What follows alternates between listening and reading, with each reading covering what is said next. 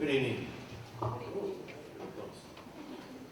My name is Tom Jacobs, and I was the band director here from 1967, when East opened, until September of 1997, 30 years. After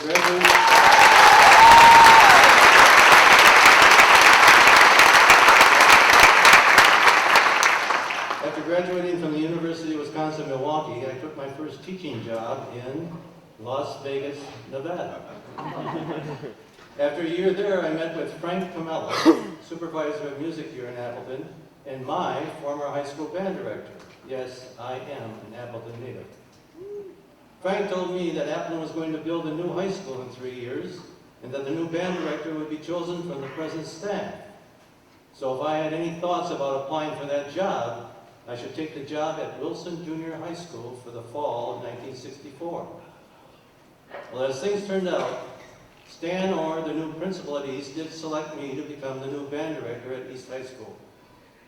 What a thrill. The energy, enthusiasm, excitement at the opening of East High was electric.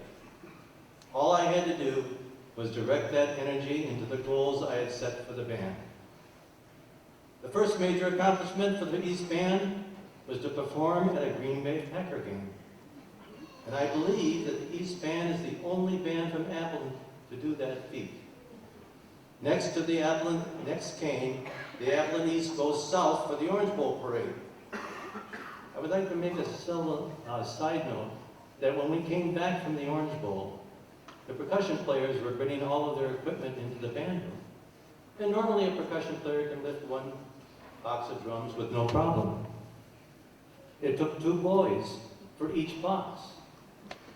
I said to them, "What's going on? Open up that box." Each drum box was filled with oranges and grapefruit.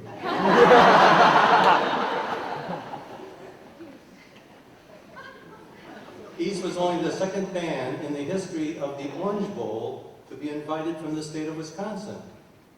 In 1967, the East Band was the only band from Wisconsin invited to the bicentennial parades in both Washington, D.C.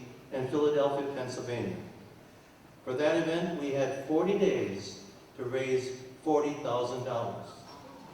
As with the fundraising for the Orange Bowl, the East Band printed a second edition of the Patriot Cookbook and restarted the work bureau. About a week before the parades, I got a call from a friend of mine, Bob Buchanan, who was president of Fox River Paper at the time, who asked me why I had not contacted him for any donation. I told him the school board would not let us ask for any donations from companies in the valley. He said, but that does not stop him from asking for donations. The following week, he came to East High and presented me with a check for $4,000, which put us over our goal. In 1980, I took a sabbatical to finish my master's degree, and the East Band was the only band from the United States invited to a marching band festival at Wembley Arena in London, England. This really was a special event in that all the students were going to have a homestay for our 10-day trip to England. About 2 weeks before we were supposed to leave, I got a call from my contact in England telling me that half the band was going to be in British homes and the other half in a youth hostel. Needless to say, this was not acceptable. I learned that a drum and bugle corps would host the remaining students, but were rather reluctant, not knowing anything about the East Band. At this point, I went to our principal, Stan Orr, explained the situation, and he said I better go over early to reassure these parents that the East students were very responsible. So we ended up with half the band in Hadley, Benfleet, and half the band in Harlow, Newtown.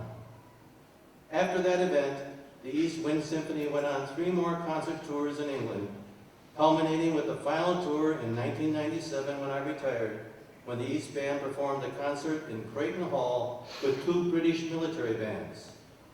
When we entered the city, we were met by a military convoy that escorted us to the concert hall because there was concern that there might be a demonstration by the IRA. In fact, the final piece on the concert was the 1812 Overture, and we were not allowed to assimilate the cannon shots at the end of the piece and could only use the bass drum. To this day, I still play that recording on our way to our 4.5-day drive that we make every year to Mexico. I would like to take this moment now then that none of these accomplishments would have taken place without the cooperation and guidance of both the East Band parents and our principal at the time, Stan Omar. So thank you to the East community for some very wonderful memories I have had as band director of the East Bands for 30 years. Thank you.